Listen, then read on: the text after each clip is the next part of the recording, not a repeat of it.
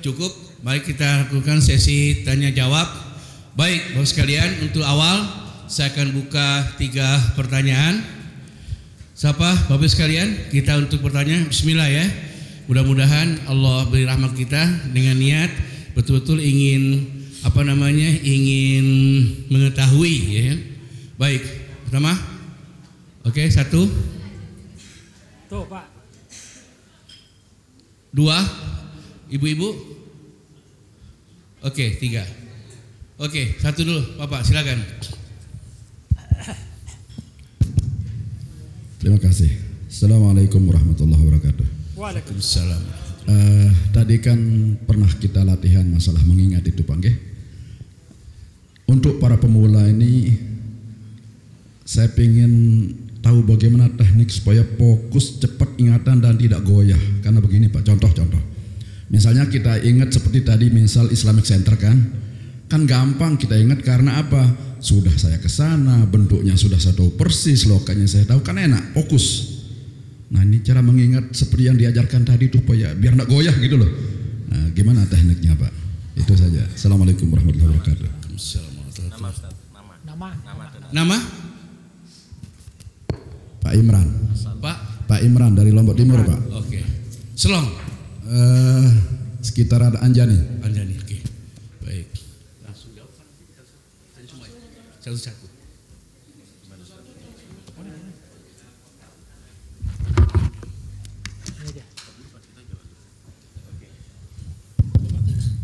Terima kasih Pak Imran ya, Pak Imran. Dan ini adalah pertanyaan semua orang, Pak. Orang yang baru pasti bertanya begitu, ya.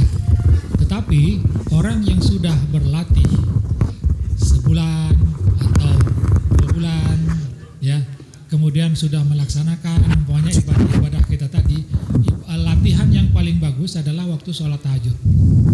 Sholat tahajud, kalau orang nggak ada apa-apa, kita ingatan fokus kepada Allah 1 jam bisa, insya Allah 1 jam, insya Allah. Kemudian 1,5 jam dia setelah kita sholat duduk gitu, Pak, akan bertambah dia seperti itu.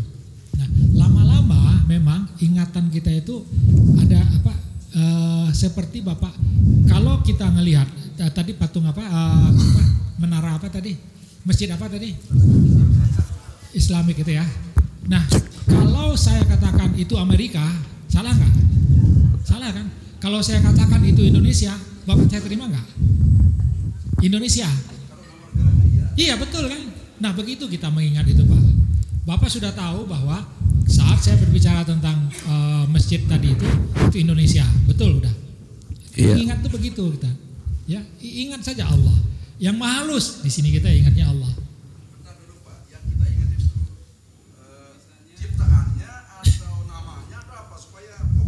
Ya, ingatnya adalah ingat Allah. Udah gitu aja, Zu. Seperti namanya kita baca sekali, kita baca Allah. Ingat saja namanya sudah. Ingat, tapi bukan alif lam lam ha. Bukan A L A H gitu, bukan. Allah, ingat saja, tahankan Allah. Udah ingat aja.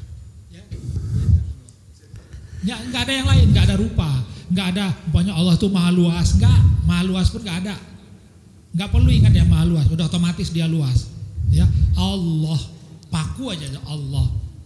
Seperti Bapak ingat anak.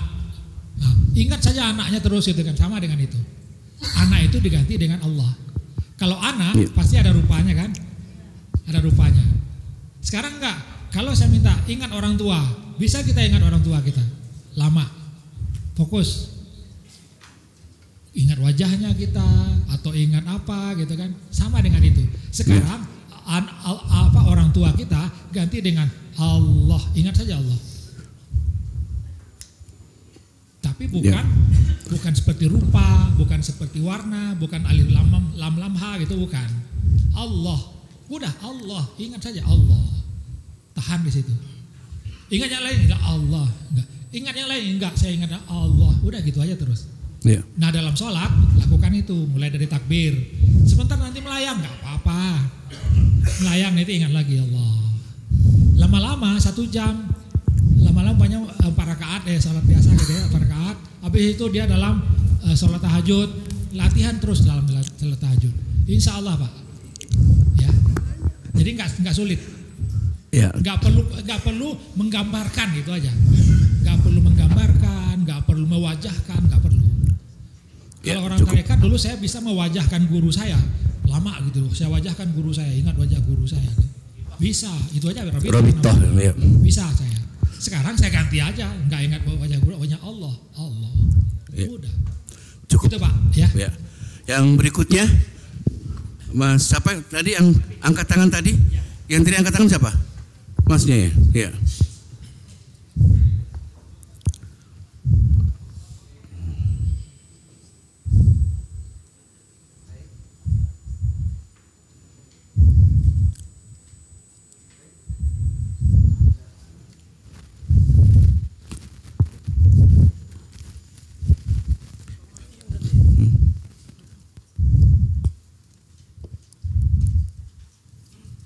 Baterai.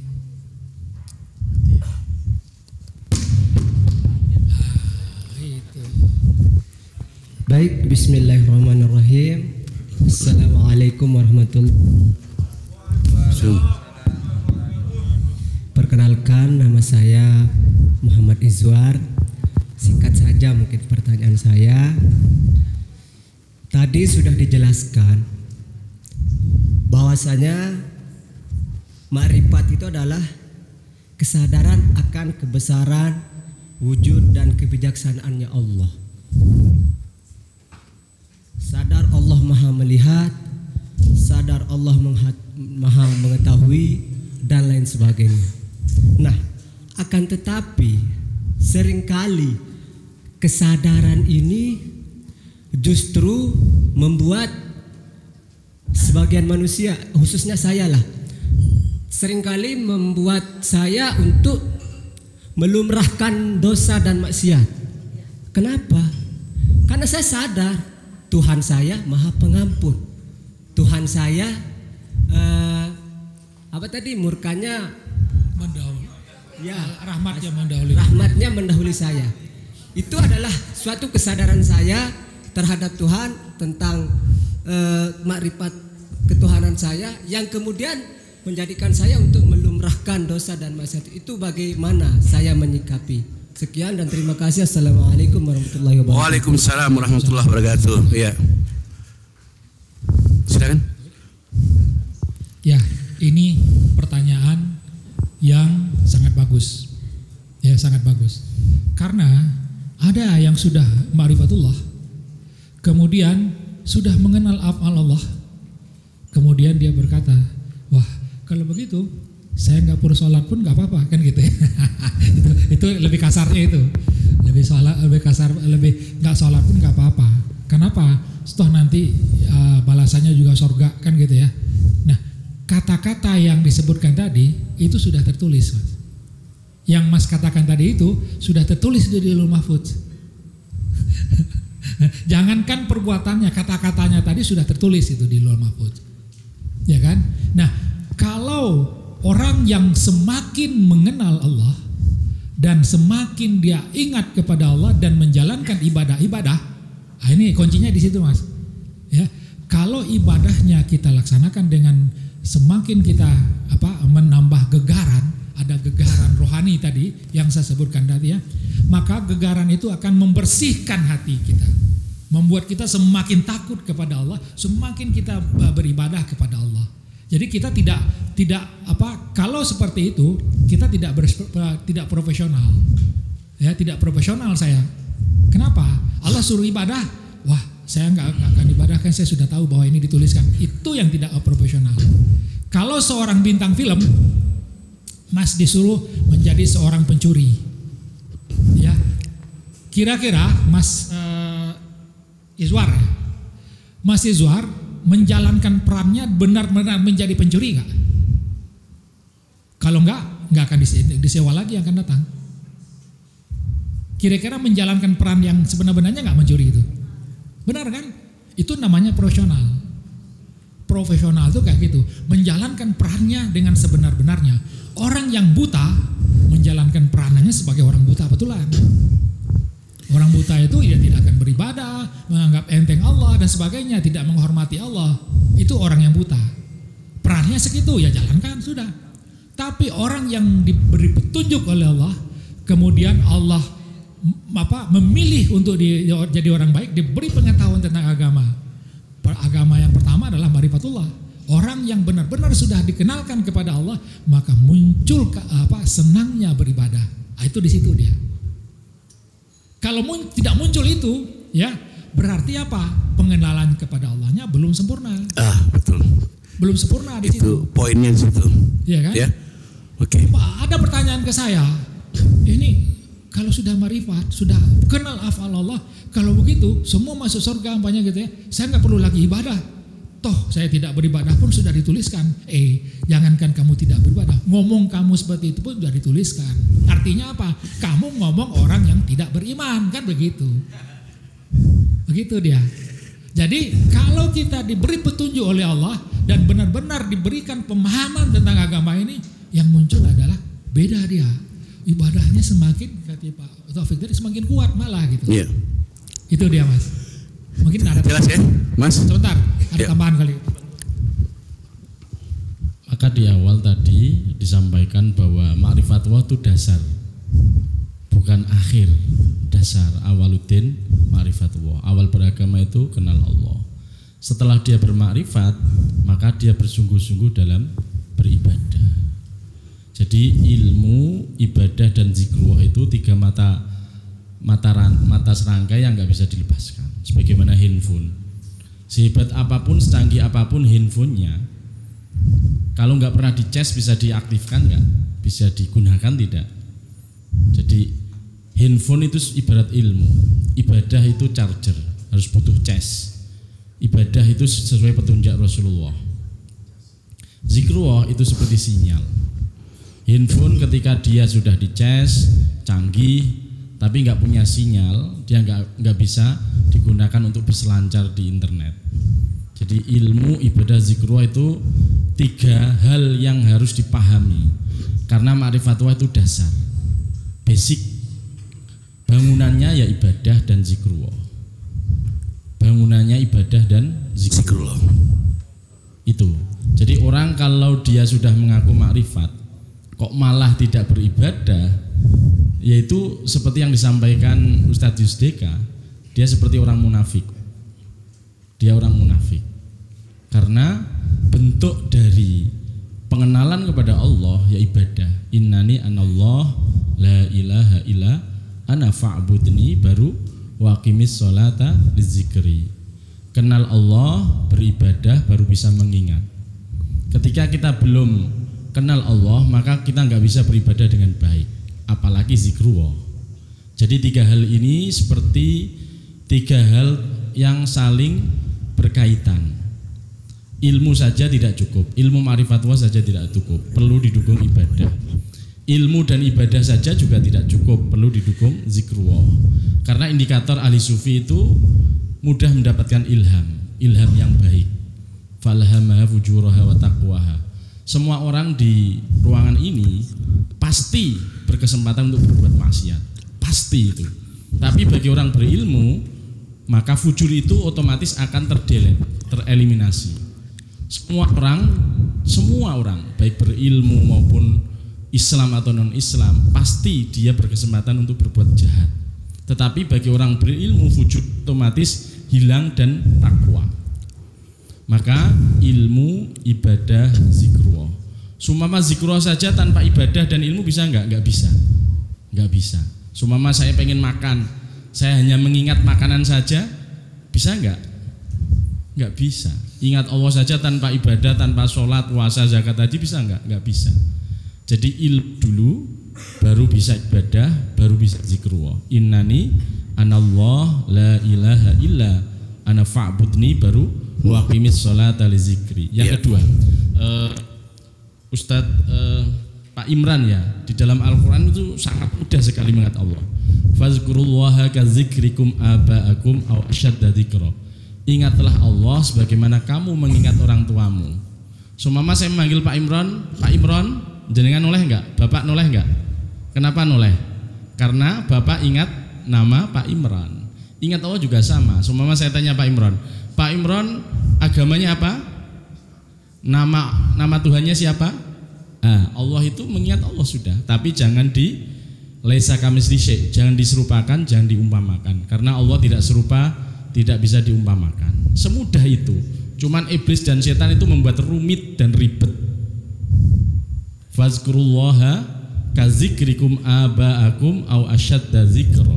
Ingatlah Allah sebagaimana kamu ingat orang tuamu, ingat namamu, atau lebih dari itu. Semudah itu, sangat mudah itu. Jadi ilmu, ibadah, zikro itu tiga hal yang saling berkaitan. Begitu. Monggo Ustaz Aziz. Ya, baik kalau begitu sebentar. Jadi Pak Imran, jadi maaf semua saya tanya dulu.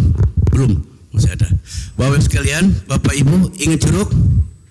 Ingat jeruk? Ada gambar jeruk? Oke, ingat mangga? Begitu ingat mangga, jeruknya lupa. Oke, ingat sepeda motor? Ingat. Sepeda motor ada? Oke, begitu ingat sepeda motor, jeruk dan mangga tadi hilang. Begitulah setan caranya menggelincirkan kita berselancar di dalam ibadah kita seperti itu. Jadi ingat Allah. Begitu sekarang saya tanya, ya kan? Nah, sekalian ingat rumah kita, ingat. Nah, sekarang ingat Allah. Berhenti. Dia yang sudah ada sebelum segala sesuatu ada. Bagaimana bisa tersimpan dalam memori Bapak Ibu sementara dia sudah ada sebelum? Begitu ingat dia langsung bersih. Bersih. Nah, orang bilang kosong, bukan kosong, bersih. Kenapa? Ingat dia, ingat. Nah, cuma ini mempertahankan yang lama, ingat. Itu bersih. Laisa kamitslihi syai'un, tidak ada satupun yang serupa dengan dia. Kemudian Mas buka dalam surat Al-A'raf ayat 201. Al-A'raf. Innal ladzina taqau idza masahum ta'ifun minas syaitani tadzakkaru fa idzahum mubsirun.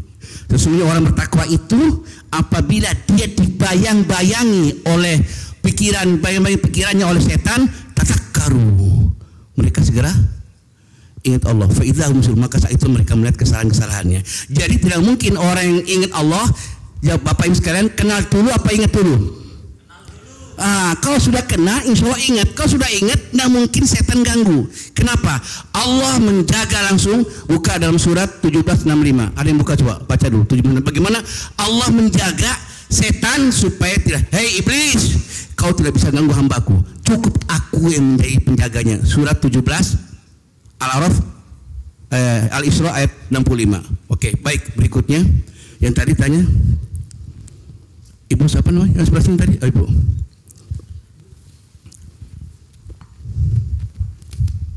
Assalamualaikum warahmatullahi wabarakatuh. Waalaikumsalam. Saya Bu Nining.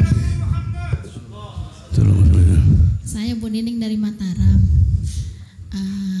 Mau nanya Pak Ustadz, Pak tadi Bapak bilang di awal bagaimana cara meredam, menghilangkan amarah, sifat pemarah. Bapak dulu pernah, tapi Bapak sekarang sudah berhenti. Karena kita kan bisa lembut hati kita memaafkan orang yang menzolimi kita. Walaupun kita sudah berbuat baik sama mereka, tapi tetap kita mendapat kezoliman dari orang yang sudah kita bantu, kita segala sesuatu. Kadang-kadang kita amarah kita muncak, kadang-kadang bisa redup. Bagaimana Pak Ustadz? Bagaimana caranya bisa? Ya, udah ditangkap. Kita yang tua ini loh, bagaimana? Ya, silakan. Sudah ditangkap maksudnya. Allah mengatakan gini, hanya dengan mengingat Allah hati akan menjadi tentram, betul nggak? Iya. Hanya dan hanya, maksudnya apa itu? Hanya dan hanya itu tidak ada cara lain, betul nggak? Tidak ada cara lain untuk menjadi tentram itu kecuali dengan mengingat Allah. Nah, saya sudah sampaikan tadi, kita menjadi marah, kita menjadi berangasan, kita menjadi benci dan sebagainya itu karena di dalam pikiran kita itu ingat kepada diri kita dan kepada kewujudan kita, kepemilikan kita. Kita marah itu karena ada sesuatu milik kita yang dihina, betul nggak? Atau diri kita, milik kita yang tidak dihargai orang lain. Maka marah kita. Jadi marah itu ada akibatnya, ada sebabnya. Iya kan? Nah, untuk membersihkan pikiran kita dari apa-apa tadi yang menjadi maupun dosa ataupun kepemilikan kita, membersihkannya sederhana. Ingat Allah. Iya. Ingat Allah tidak ada apa-apa, tidak ada rupa, tidak ada umpama. Lalu mau menjadi marah apa yang dimarahin kita? Nggak ada, Bu. Kalau ingat itu, marah itu karena kita ingat sesuatu yang telah tidak menghargai kita, tidak menghargai kepemilikan kita. Pasti marah. Betul nggak? Tapi kalau kita sudah mengingat Allah, di sini bersih. Kalau sudah bersih, hatinya tentram. Ya kan? Hati tentram. Kalau hati sudah tentram, ruhnya juga jadi tentram. Kalau ruh dan hati tentram, jiwa menjadi tentram, sudah. Kalau jiwa tentram, apalagi sudah mengetahui bahwa di sebalik semua ini hanyalah sedang menjalankan tugas atau takdir dari Allah, kita bisa menerima. Lalu marah seperti apa lagi yang akan muncul? Nah, jadi begitu dia, Bu. Ingat Allah, ya, bersihkan hati dengan ingat Allah, dengan apa? Ingat Allah itu akan bertambah dengan ibadah, ya. Lama-lama dia akan bersih sendiri. Kaget kita sendiri. Berubah total, klek itu berubah dia begitu. Jadi begitu ya, Bu ya. Jadi saya nggak mungkin marah, saya nggak marah, saya nggak begitu. Saya nggak marah, malah tambah marah lagi nanti, pasti itu. Ya, Bu ya. Ya, cukup. Ya, baik. Buka pertanyaan berikutnya. Ya, 1, 2, 3. Ya, 1, 2, 3 ya.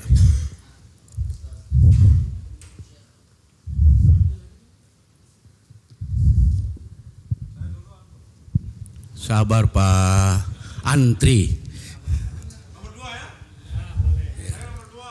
Terima takdirnya sebagai penanya kedua, Pak ya. Iya. Baik, bismillahirrahmanirrahim. Assalamualaikum warahmatullahi wabarakatuh. Perkenalkan, nama Haji Habibur Rahman dari Lombok Timur. Secara bahasa tadi sudah disampaikan bahwa ma'rifatullah itu adalah maknanya mengenal Allah. Secara tinjauan filosofis, misalnya kalau saya kaitkan dengan air yang ada di depan saya, maka saya tidak akan mengenal air dengan hanya mendengarkan kata air dari orang lain. Saya tidak akan mengenal air dengan hanya melihat tulisan air itu dipajang di depan saya. Tapi saya akan mengenal air ketika saya berhubungan langsung dengan air itu sendiri. Maka ketika Sayyidina Ali juga ditanya dulu, "Hai Ali, dengan apa kau mengenal Allah?" "Arabtu Rabbi birbi." Aku mengenal Allah dengan Tuhan itu sendiri. Pertanyaan saya, mohon bantuannya Ustazi menjelaskan ya, apa makna daripada dijabarkan makna daripada kata Sayyidina Ali yang mengatakan, "Aku mengenal Tuhanku dengan Tuhan itu sendiri." Kemudian yang kedua, tadi ada hati spiritual yang letaknya kira-kira di otak ya. Kalau tidak salah, Imam Ali juga pernah mengatakan, "Al ilmu fis sudur la fis sutur." Ilmu itu di dada, bukan di catatan. Nah, yang di versi yang lain ada juga yang mengatakan hati ya atau qalb itu ada di sini. Ya, sehingga fisudur maksudnya di sini apakah dada lahiriah ini ataukah ada juga dada spiritual gitu, batin. Mohon penjelasannya Syekhuna. Jazakallah. Assalamualaikum warahmatullahi wabarakatuh. Ya. Langsung.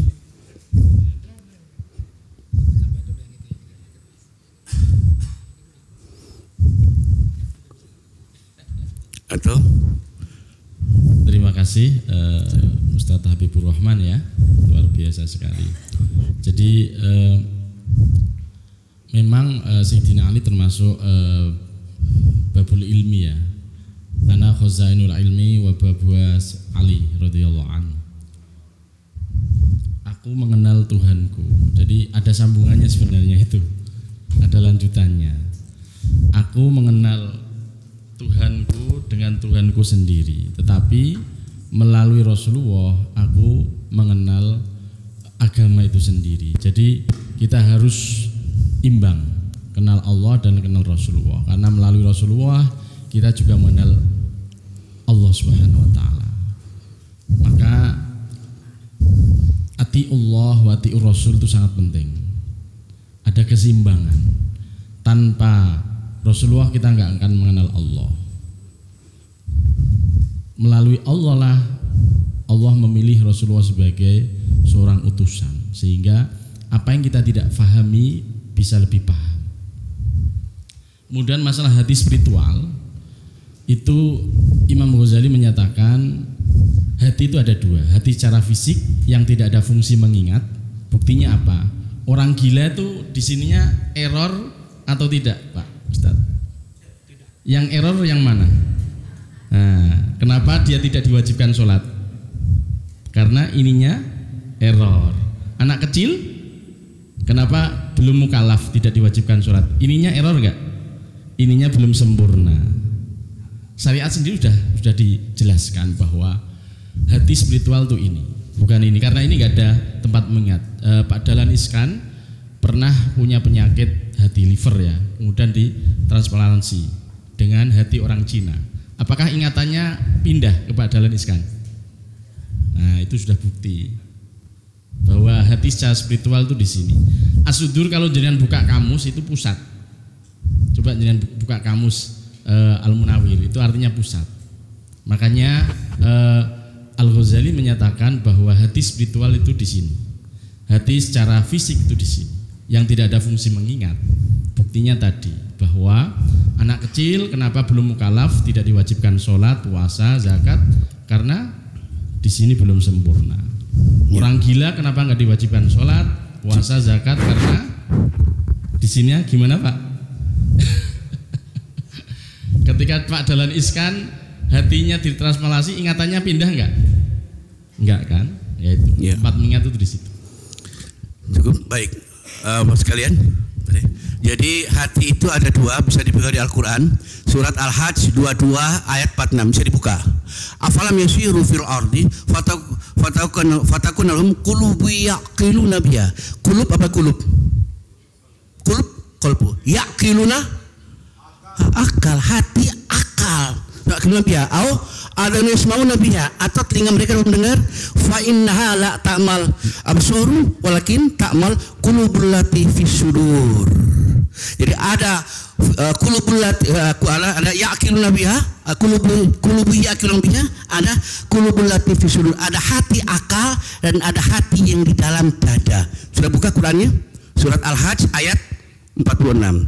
Sehingga apa jamaah sekalian, kita coba periksa fi qulubihim maradun, surat Al-Baqarah ayat 10, fi qulubihim maradun fazadahumullahu marada. Dalam hati mereka ada penyakit. Saya tanya jamaah sekalian, orang di dalam hati ada penyakit, apa penyakit panu? Penyakit apa? Itu penyakit apa namanya? Penyakit hati. Dalam hati mereka ada penyakit, ya kan? Kemudian fazadahumullahu marada, Allah tambah siksa lagi. Kenapa? Disebabkan mereka berdusta. Saya tanya, orang berdusta itu pakai hati akal atau pakai hati dalam dada? Ini bermasalah. Makanya orang berdusta itu untuk bohong, Allah siksa mereka.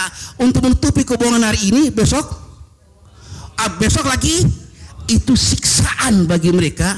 Kenapa? Apa yang siksa? Ini yang bermasalah disiksa, hatinya disiksa. Jadi hati spiritual di sini, hati roh jasmani di sini. Ini bohong, hati apa? Kemudian yang kedua, sudur. Sudur itu sebagaimana tadi Ustaz, itu sudur itu jamaah sekalian dua maknanya. Ada dada pusat, ada di sini, ada di sini. Kita coba lihat.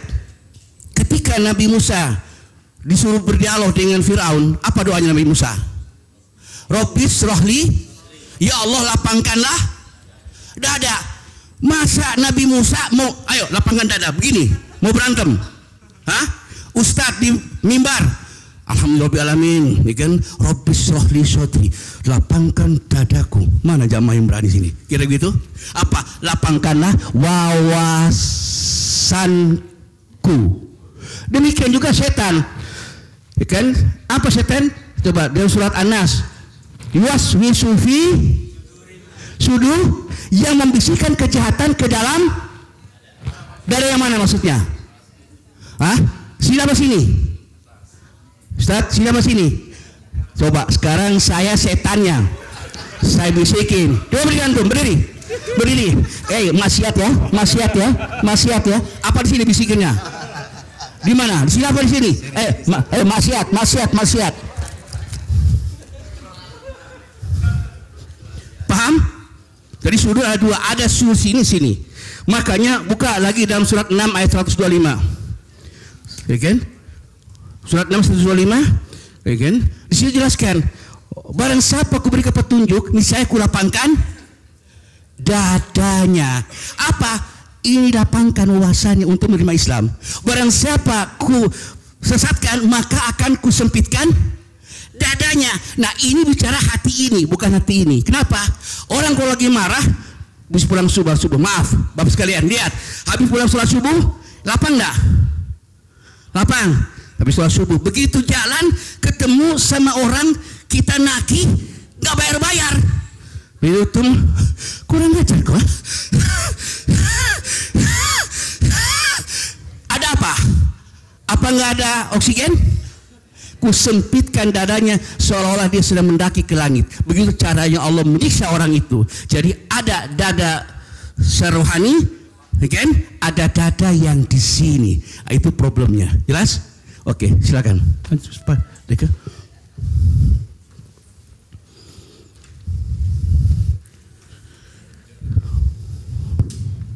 Assalamualaikum warahmatullahi wabarakatuh. Waalaikumsalam warahmatullahi wabarakatuh. Bismillah walhamdulillah wassalatu wassalamu ala rasulillah wa ala alihi washabihi ajma'in. Allahumma salli wa sallim wa barik ala sayyidina Muhammad. Allahumma salli alaihi. Abdin qallat hilatu wa rasulullahi wasilatu wa anta ya ilahana wa likulli karbin azim farij 'anna ma nahnu bi sirri. Bismillahirrahmanirrahim. Yang saya muliakan bapak-bapak pemateri beserta rombongan, terkhusus kepada yang mengundang saya pertama kali, Bapak Master, welcome. Pertama-tama sebelum saya bertanya, namanya siapa dulu, Mas? Nama itu yang mau saya sampaikan. Sabar Pak, saya juga sabar menunggu tadi. Orang sabar disayang Tuhan, tapi selalu terbelakang. Kira-kira begitu. Jadi nama saya Suparman, alamat di Prai Tengah, Kelurahan Sakit ya. Jadi mudah-mudahan kita bisa nyambung silaturahimnya Pak. Alhamdulillah, dari silaturahim itu menjadi silatul qalbi, dari silatul qalbi itu menjadi silatul ruh, kekuatan yang utuh, dan mudah-mudahan dari silatul ruh menjadi silatul aman. Amin, amin, amin. Sebagai bekal kita kepada Allah Subhanahu wa taala. Jadi kaitan dengan tauhid Pak ya. Jadi tauhid itu berasal dari kata wahada yuwahidu tauhidan, yang artinya mengesahkan Allah. Allah itu ada. Tadi kita ditantang untuk menjelaskan tentang ada. Jadi wujud Pak ya. Wujud itu ada. Jadi Allah itu ada pada tempat yang ada, dan ada pada tempat yang belum diadakan oleh Allah, zat yang maha mampu mengadakan. Itu. Kemudian wujud itu ada dua Pak. Pertama itu wujud majazi, yang kedua wujud hakiki. Jadi wujud majazi itu artinya setiap yang diindrawikan, setiap kita yang rasakan, kita lihat, kita pegang, kita raba, itu majazi semua. Maksudnya adalah setiap yang majazi itu hancur Pak, kedudukan, kaya, miskin, dan lain sebagainya. Nah, wujud hakiki itulah ma'rifatullah. Jadi kita kejar itu Pak. Teman-teman semua kita kejar wujud hakiki itu. Pertanyaannya Pak? Nanti dulu Pak, sabar iya. Pak. Waktu Pak terbatasi. Iya. Sabar Pak. Oke, teman-teman insya Allah senang ini. Kemudian itu terhimpun Pak dalam kalimat asyhadu alla ilaha illallah.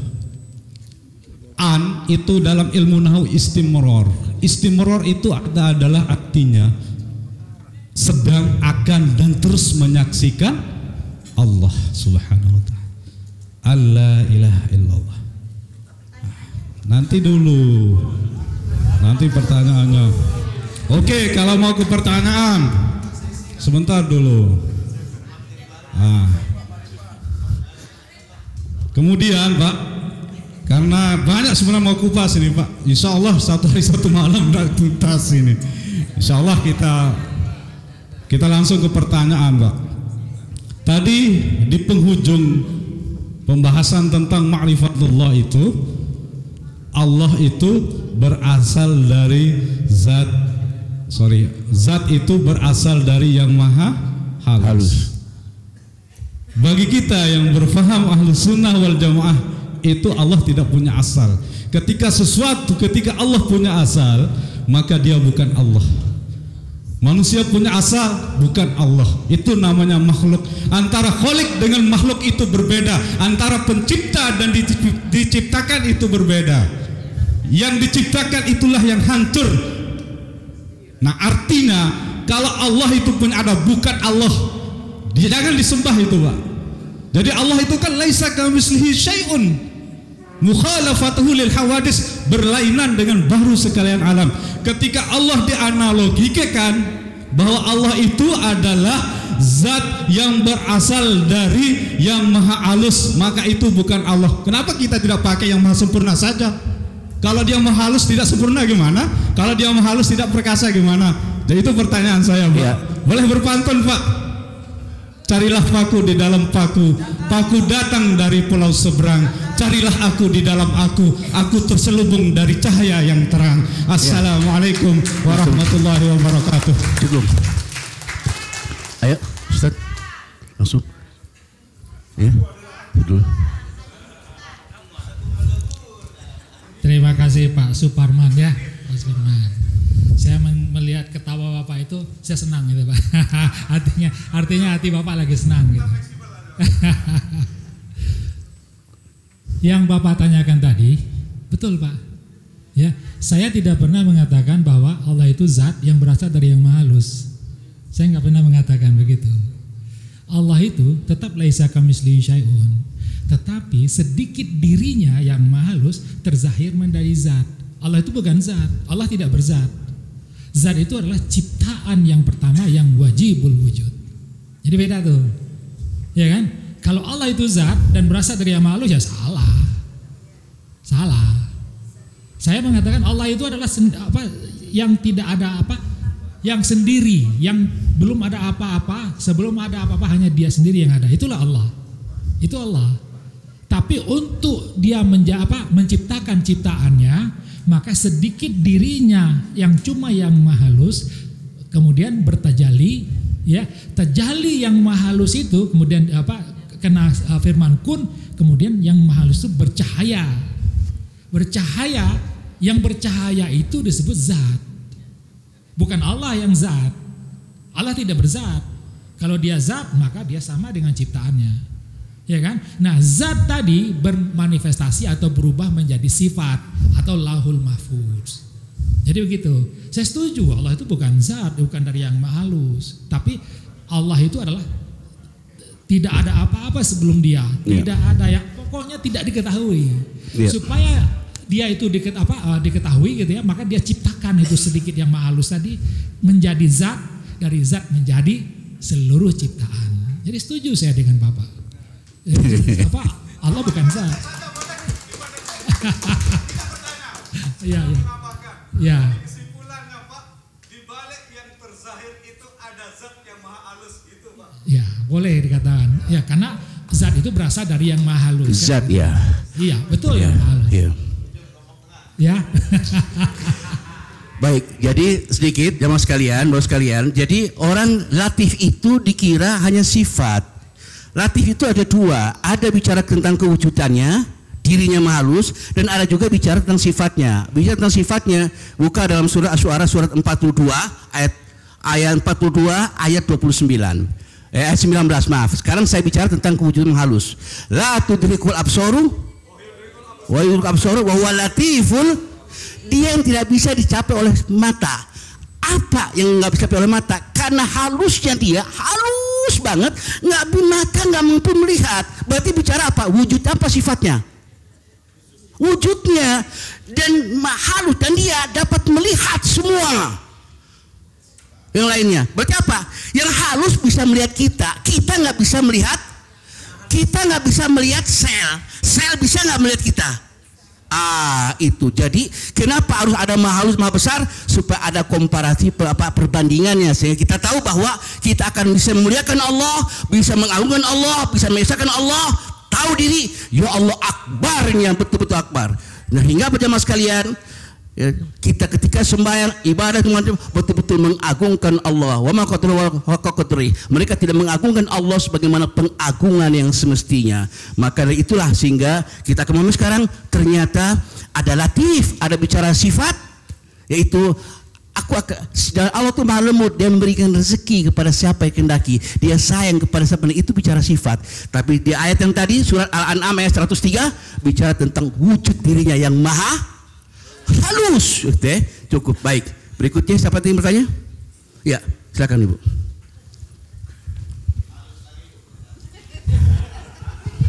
Bismillahirrahmanirrahim. Assalamualaikum warahmatullahi wabarakatuh. Waalaikumsalam warahmatullahi wabarakatuh. Nama saya Raisatul Wahidah dari Kota Mataram. Yang ingin saya tanyakan Pak Ustadz, yaitu surat An-Nisa ayat 116. Allah tidak akan mengampuni dosa syirik, mempersekutukan Allah dengan sesuatu, dan Dia mengampuni dosa selain itu bagi siapa yang dikehendakinya.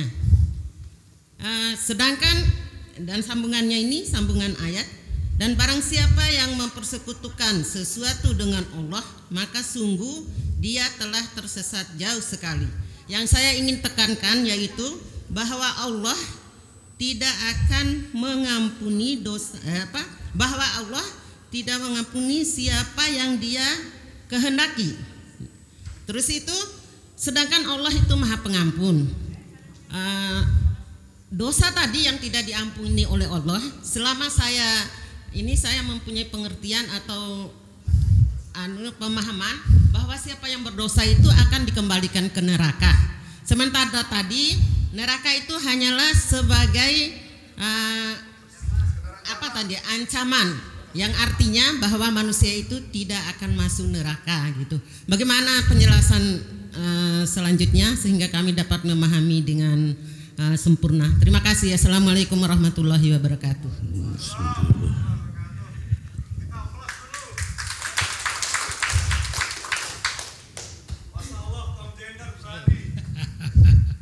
Terima kasih Ibu Riza.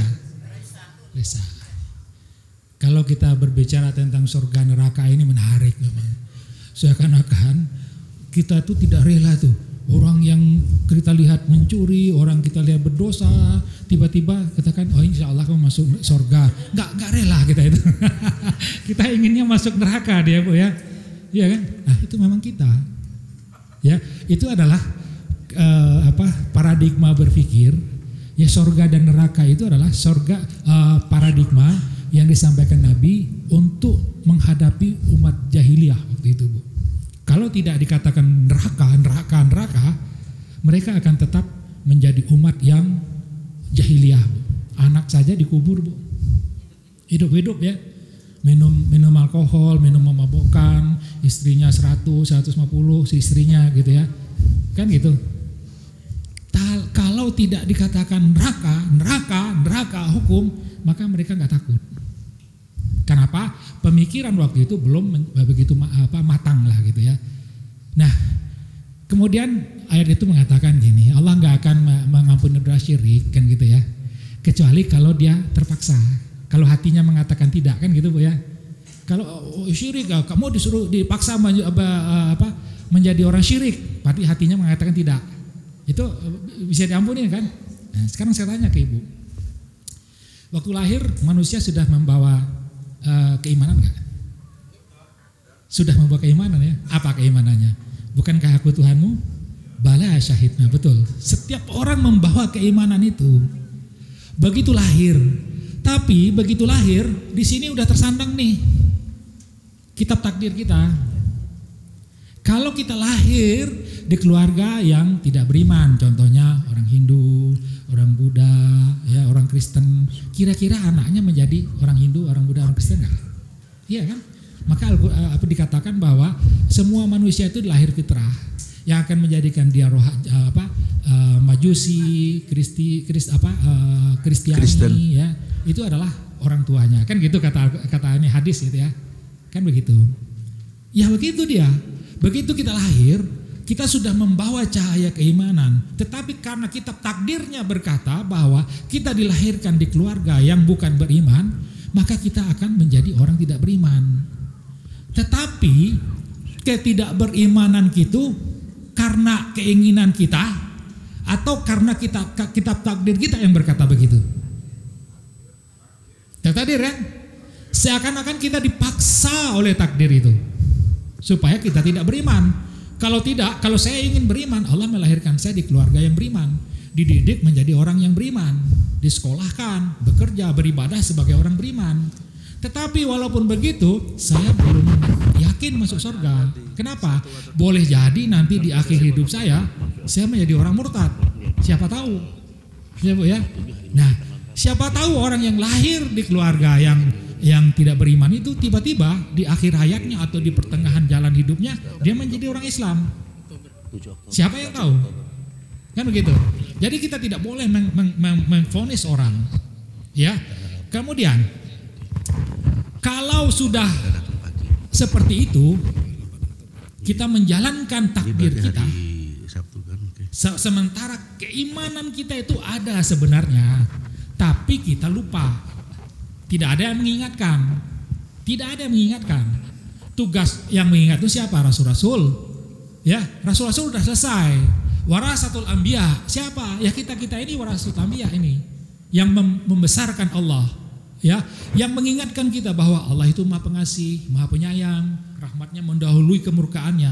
Maka dakwah kita tidak lagi berbicara tentang surga dan neraka, tetapi bagaimana kita mengenalkan Allah yang kehebatannya seperti yang saya terangkan tadi, sehingga Allah itu namanya tidak terkesan menjadi yang sombong, yang sangat zalim, yang macam-macam. Kita netralisir itu bahwa Allah itu sebenarnya bukan seperti itu saja, bahwa rahmatnya mendahului murkanya, ya, bahwa dia pengasih dan penyayang. Ini loh, ingat loh bahwa kamu waktu lahir sudah dibekali keimanan, tapi takdir kamu berbicara kamu orang tidak beriman. Tetapi kalau kamu sudah tahu itu, kamu tidak akan khawatir dengan kasih sayang Allah itu, maka akan beriman orang. Begitu dia. Ya. Nah nanti bagaimana di akhirat, gak usah kita pikirin Bu, gak usah kita pikirin, Allah yang menentukan. Iya. Jadi apa? Kita berbicara tentang surga, neraka, kasih sayang Allah, itu juga dalam kerangka menjalankan takdir kita Bu.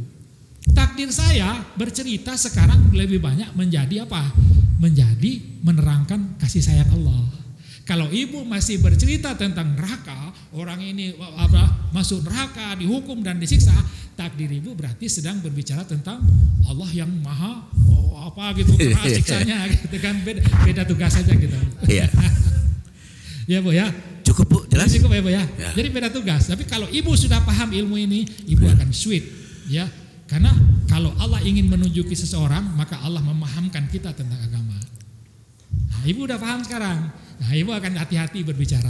Enggak mengatakan, kamu masuk neraka loh, enggak boleh. Enggak boleh. Itu ya Bu ya. Tidak memvonis ya. Baik, tinggal 2 pertanyaan. 1. Ya, 2. Oke. Bapak dulu tuh.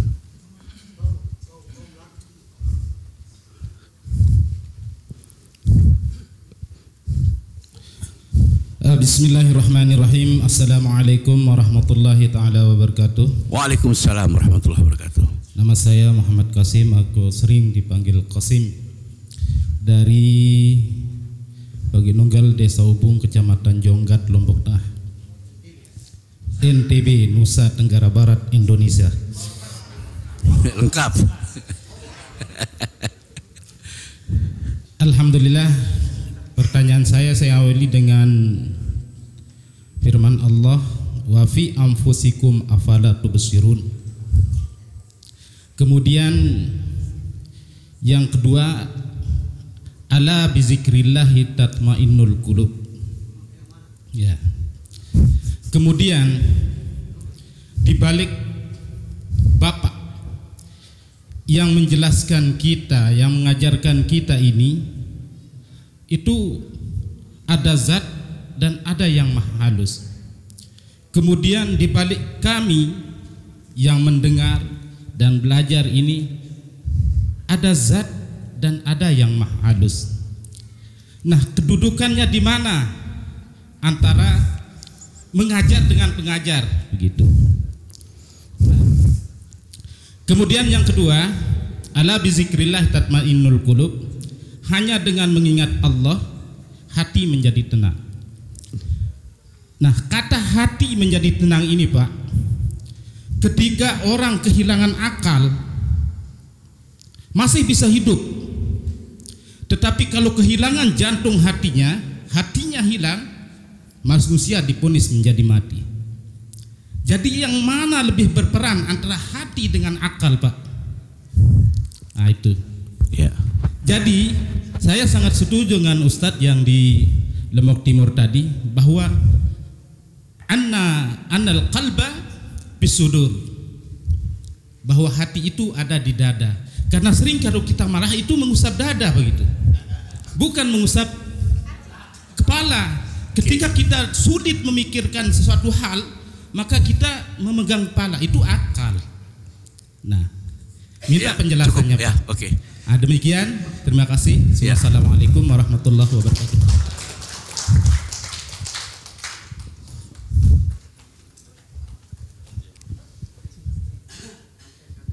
Terima kasih Pak Qasim, luar biasa sekali ya. Jadi tempat mengingat itu hati yang halus ya, spiritual, bukan di sini tuh nggak ada fungsi tempat mengingat sebenarnya. Cuma oh iya Pak Qasim, oh iya Pak Qasim kan gitu. Di sini nggak ada fungsi mengingat di dada itu. Ini hati secara fisik. Jadi ketika jenengan zikrullah itu ya melalui hati spiritual, karena tempat mengingat itu spiritual di sini. Umpama saya lama nggak ketemu Mas Yasin ya, kemudian baru ingat, oh iya gitu kan, ini tempat mengingat. Jenengan bisa lihat di medis ya, hati yang bersifat fisik itu nggak ada fungsi mengingat.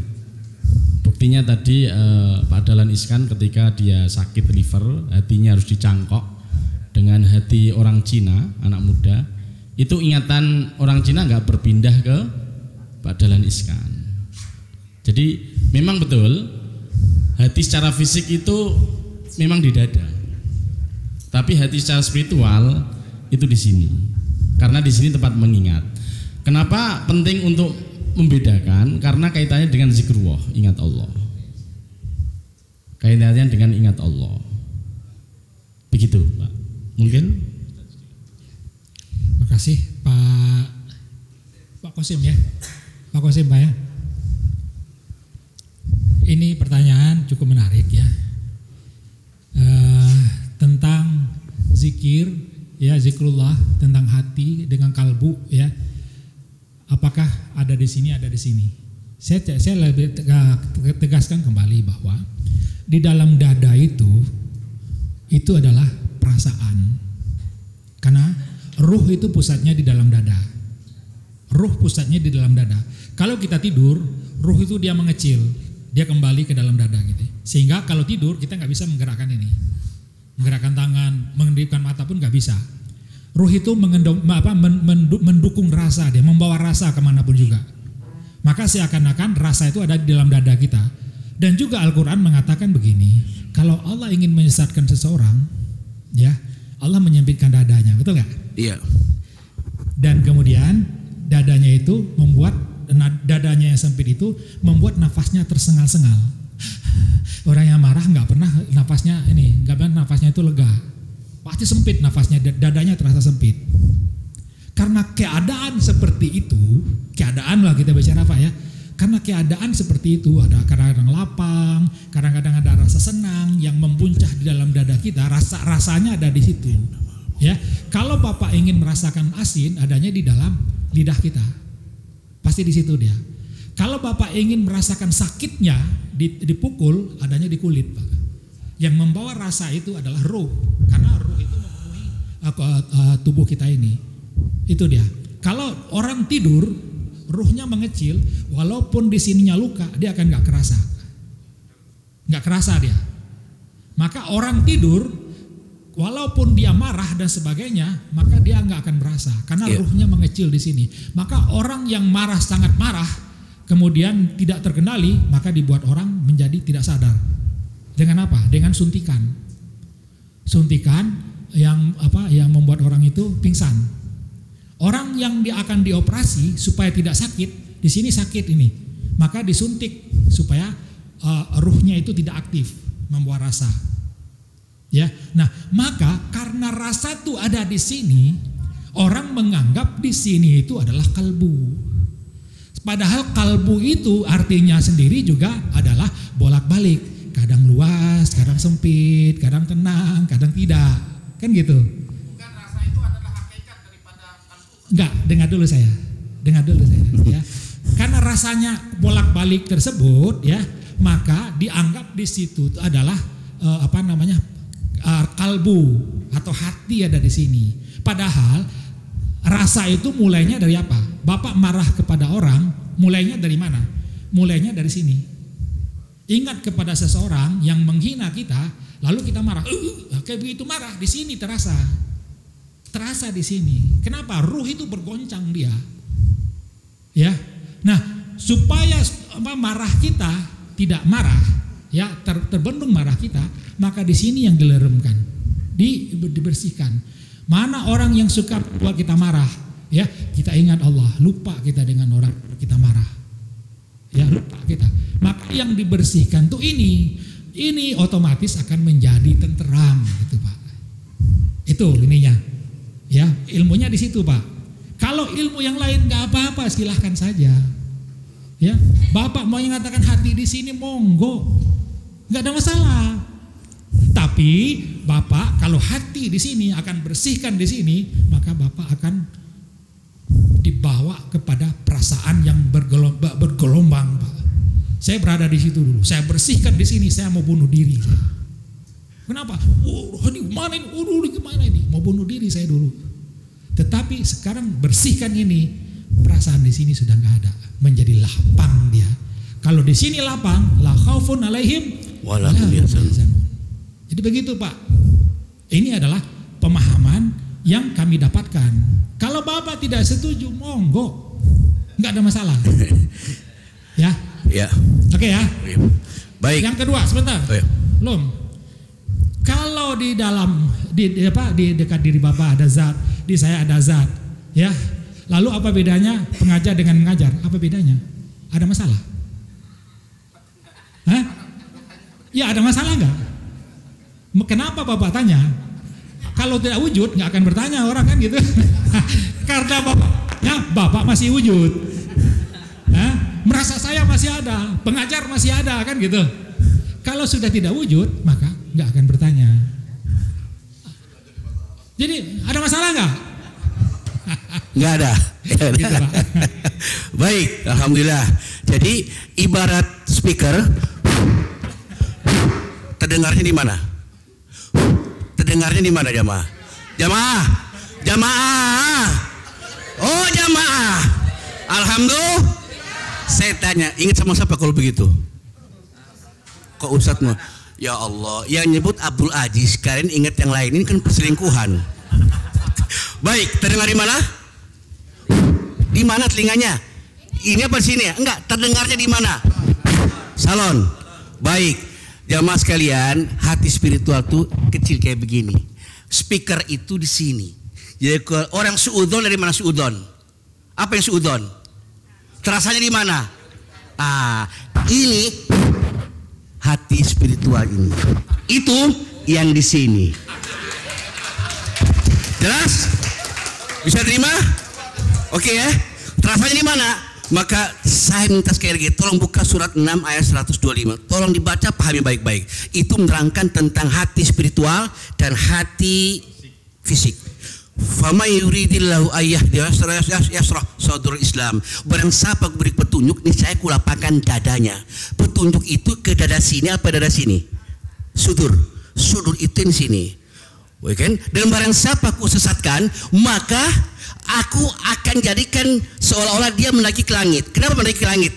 Nafas sesak, karena tidak ada oksigen. Semakin naik semakin sesak. Makanya kalau tidak ada petunjuk, sesaknya di sini, bukan di sini. Sakitnya di mana? Sakitnya di mana? Sakitnya di sini. Terasanya di sini. Jelas? Oke, baik. Berikutnya.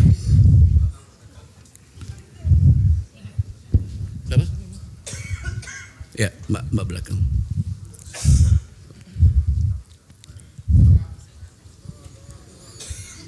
Ya, ini pertanyaan terakhir. Bismillahirrahmanirrahim. Assalamualaikum warahmatullahi wabarakatuh. Sebelumnya saya ucapkan terima kasih Ustadz atas kesempatan terakhir yang diberikan.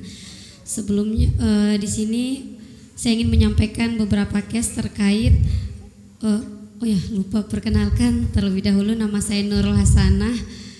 Saya dari Kalimantan Timur. Masya Allah. Tepuk tangan ya Pak. Peserta paling jauh. Kemudian saya salah seorang pengajar Quran isyarat untuk teman-teman penyandang disabilitas sensorik rungu wicara atau yang biasa dipanggil teman-teman tuli. Dan beberapa case yang saya temukan adalah terkait bagaimana cara kita dalam mengenalkan Allah kepada kalangan PDS RW atau teman-teman tuli. Sedangkan mereka memiliki banyak keterbatasan dan juga apalagi yang kecil-kecil, adik-adik yang kecil, kosakata terbatas, dan beberapa teman-teman tuli yang sebelum mendapatkan dakwah isyarat itu mereka berpikir bahwa Tuhan itu ada 5. Sholat 5 waktu itu mereka berpikir Tuhannya ada 5. Masuk ke masjid melihat kaligrafi Nabi Muhammad dan Allah itu mereka pikir adalah sepasang suami istri, nauzubillah min dzalik. Jadi dan masih banyak case lainnya. Jadi mungkin bisa sedikit tipsnya Ustadz, bagaimana cara jitu dalam mengenalkan Allah kepada kalangan PDS RW, dan juga sejauh mana rukhsah yang diberikan kepada mereka yang memiliki banyak keterbatasan. Syukran wa jazakumullah khairan. Assalamualaikum warahmatullahi wabarakatuh.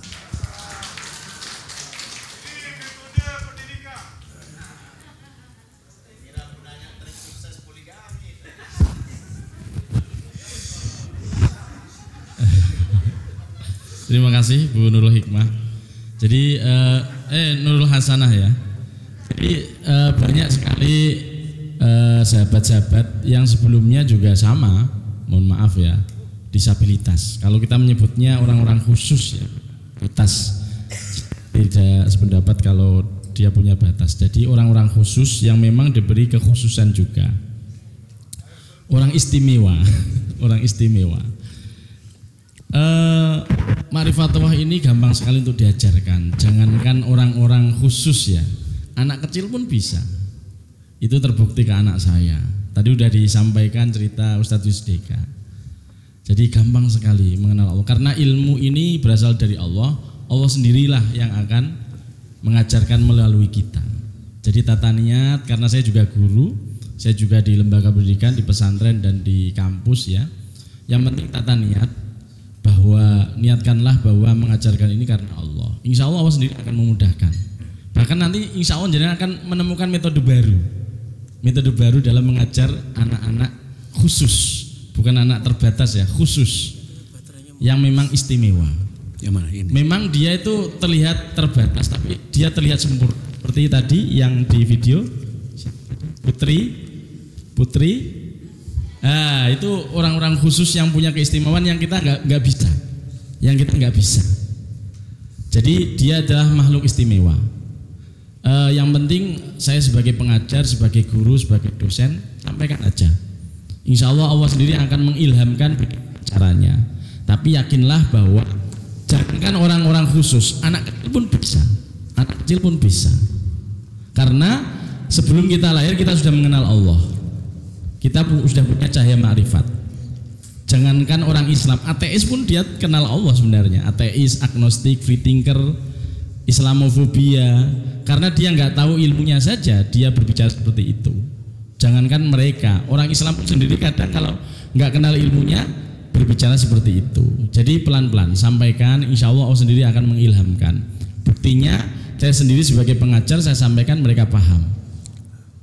Saya ngajar di pasca sarjana, ketika saya sampaikan ke orang dewasa paham, anak kecil pun paham, insya Allah. Insya Allah. Jadi kemarin pengalaman kemarin ada ibu-ibu dari Bali ya Ustadz ya. Ya. Beliau punya sekolah khusus dan bisa menyampaikan di Banten ya Ustadz ya. Di Banten juga sama. Beliau kepala sekolah malah menyampaikan malah bisa. Mereka itu lebih halus hatinya Bu, lebih halus hatinya, lebih lembut hatinya. Karena mereka orang istimewa. Begitu ya Bu Nurul Hasanah.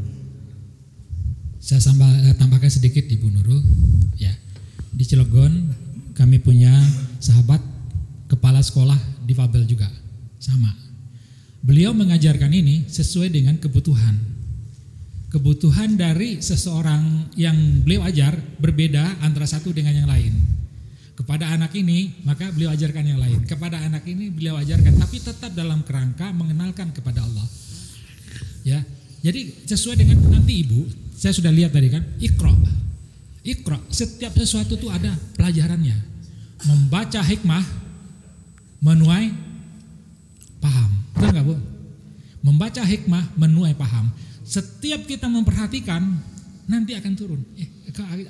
Engkau ajarkan hal ini kepada mereka. Gitu. Nah itu kita disebut dengan peka terhadap apa yang ada di depan kita. Semakin ibu bisa membaca tadi, semakin peka nanti. Maka anak ini diberi pengajaran seperti ini. Anak ini pendekatannya beda, anak ini pendekatannya berbeda. Insya Allah bisa. Ya, tapi tetap dalam kerangka apa? Mengenalkan Allah. Itu namanya Ibu Elis, ya di Cilegon itu. Beliau kepala sekolah. Ya, apapun anak-anak yang beliau ajar tersebut, beliau ajarkan dengan cara yang berbeda, sesuai dengan kebutuhan dari anak tersebut. Anak yang mungkin kurang mendengar, caranya lain lagi. Anak yang berkebutuhan khusus lain, caranya lain lagi gitu. Cukup saja begini. Kamu lihat, ini adalah alam ya. Seluruh alam ini kalau disatukan menjadi satu, hanya kecil saja di hadapan Allah. Itu aja sudah cukup, udah masuk itu. Ya kan? Sudah cukup seperti itu. Jadi tergantung dengan audien atau anak didik yang ibu hadapi di situ. Semakin ibu minta tolong kepada Allah, kepekaan ibu akan menjadi semakin tinggi. Ya, insya Allah. Ya, terima kasih. Ya, baik, Bapak sekalian, saya kira cukup. Dan sekarang kita, Bapak sekalian, berkenan untuk kita foto bersama ya. Doa dulu. Bapak Ibu, mari sama-sama berdoa meminta kepada Allah Subhanahu wa taala. Semoga Bapak Ibu dimudahkan dalam memahami ilmu ma'rifatullah ini dan bisa disampaikan pada diri sendiri, keluarga dan saudara-saudara kita. Semoga Allah memudahkan segala urusan kita. Al-Fatihah as-Surya Al-Fatihah.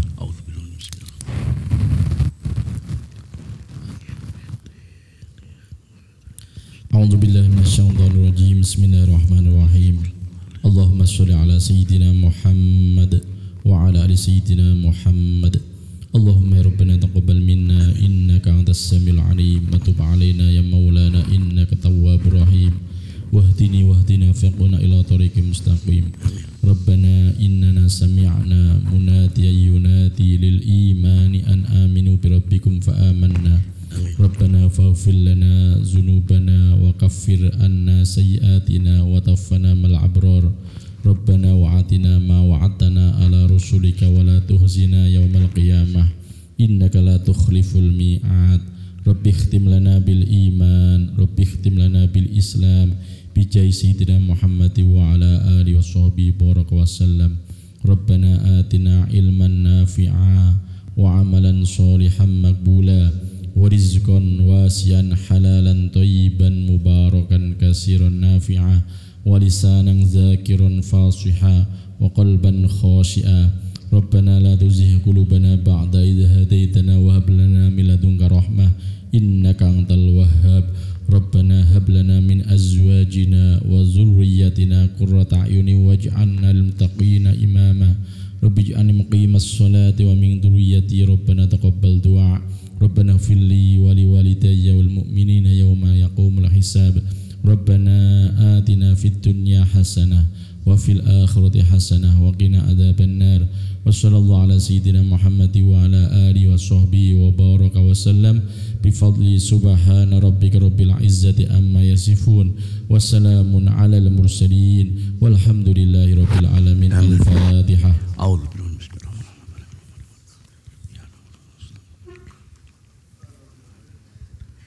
Amin, amin, amin. Mohon maaf atas segala kurangan. Ya, saya tambahkan sedikit pesan terakhir ya. Bersihkan ini, dia akan menjadi cawan yang bersih, yang siap menerima ilmu ini dari Allah Subhanahu Wa Taala. Amin. Siapkan itu, ya. Karena tanpa ini bersih, ilmu itu nggak akan turun. Tapi kalau ini bersih, insya Allah turun, dan ilmu ini akan berkembang insya Allah di Lombok ini. Demikian. Terima kasih, jazakallahu khairan. Assalamualaikum warahmatullahi wabarakatuh. Waalaikumsalam.